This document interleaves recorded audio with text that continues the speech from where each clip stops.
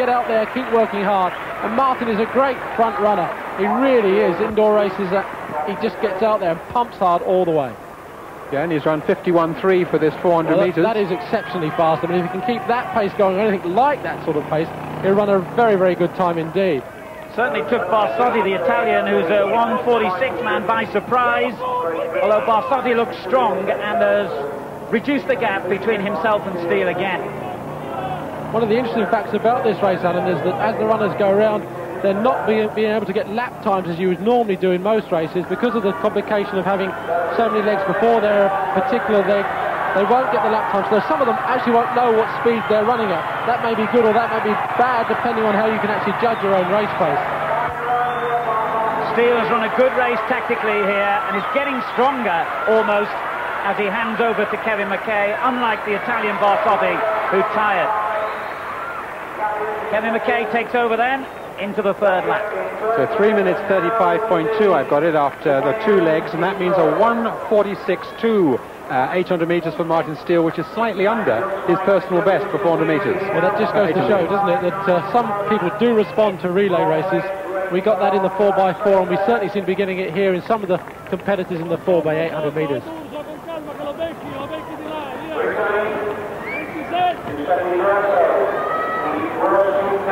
Kevin Mackay, former World Junior silver medalist, and our number one in that age group since he was 16, when he won 3 successive junior titles from Sale near Manchester. The Kenyans, incidentally, significantly have now moved through into third place, so the British and the Italians not having it their own way. Giuseppe, the Kenyan, actually is quite a talent. The Kenyans have been saying for a long time that this is a very good boy if only he can get his act together. And just look at the gap he's closing here, Alan. He's gained almost, 10 or maybe 15 yards on the guy. And Mackay ran a fairly steady first 400 metres, 53.7, so he ought to have something left. Can he now respond, though? In fact, it may be Kiprotich, the Kenyan who switched places with Giuseppe. Kiprotich, tall man who was the Commonwealth silver medalist, so a little tactical switch there by the Kenyans, which has certainly dramatically brought them back into the picture. Italy still lead, Great Britain second, and this time they will hand over to the final leg of this 4x800 metre relay. Steve Hurd, the anchor leg runner for Britain. Well, the crowd's really going wild here as it comes neck and neck into the last leg.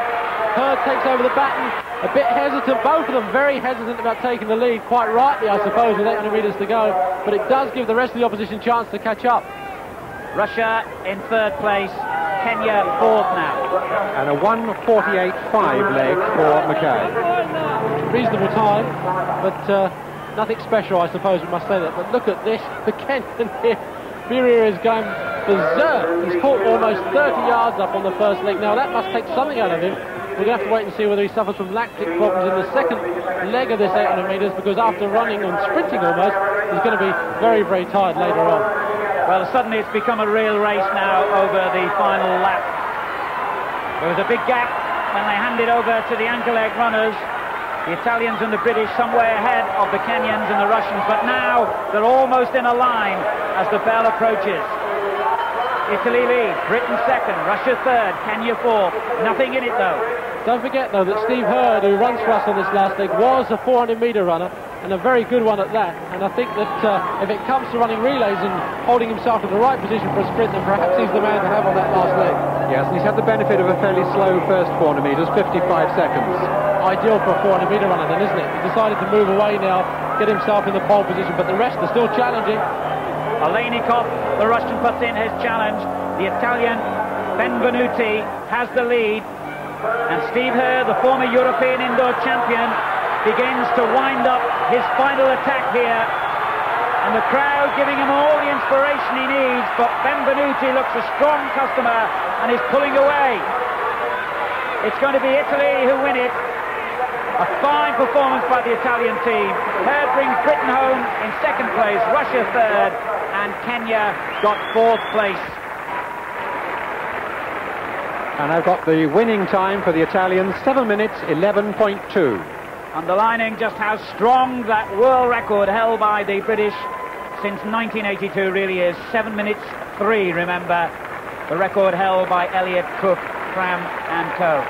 Matthew Yates joins in the handshakes of congratulations to the victors from Italy, but a good enough performance by the British team. Very much the best leg, though, was by